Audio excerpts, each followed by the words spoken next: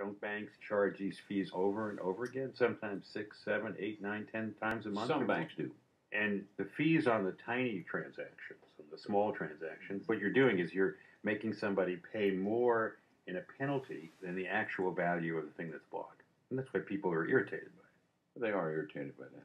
It would irritate me too. I get a $35 cup of coffee. That's absolutely true. That's what happens. That's why it's the consumer's responsibility to keep up with his checkbook, not the bank's responsibility. It never has been the bank's responsibility. Not from day one. Why can't the bank deny the purchase at the point of sale? They could if they wanted to. If they wanted, but they don't. They used to. Some do. But you do agree that if you apply this fee structure in a way that takes advantage of the individual, 7, 8, 9 charges in a day on a debit. If that's abusive, I agree with that. I agree with that. Bill Strunk says that many of the big banks have taken his concept of overdraft fees too far. They do that by not processing checks and debit charges to your account in the order they are received. They use a computer program so the banks can pick out the biggest amounts first and charge them against your account. This empties your account faster, resulting in more overdraft fees for each of the smaller amounts. There's no restriction on a bank ordering it that way. No, that's correct. And if they're going to make more money doing it that way, that's correct. It's a big temptation to do it. That's correct. Scott Talbot is a Washington lobbyist for the Financial Services Roundtable, which represents the largest banks, and he defended this practice. The program is set up to honor what the customers have told us they want. We've set up on a high to low, right? We've told you that up front. We weren't going to process them from high to low. That's what customers have told us they want. Process my mortgage first, process my student loan first, process my car payment first, and then all the other transactions, the smaller ones. Which customers have told you this when? No one ever asked me.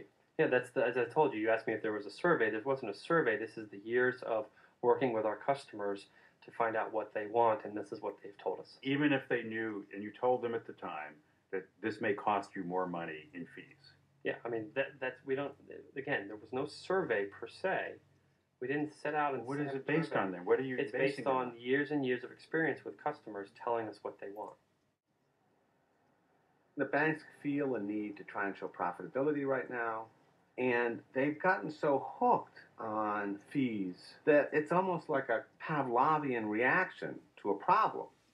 Oh, losses are going up. Well, we know how to solve that.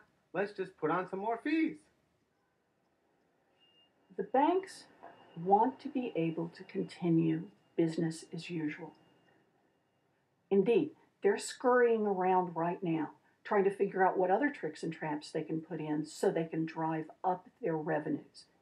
And with no cop on the beat, that's what they will continue to do. Elizabeth Warren is a law professor at Harvard and an advisor to Congress who has proposed a new way to regulate the banks.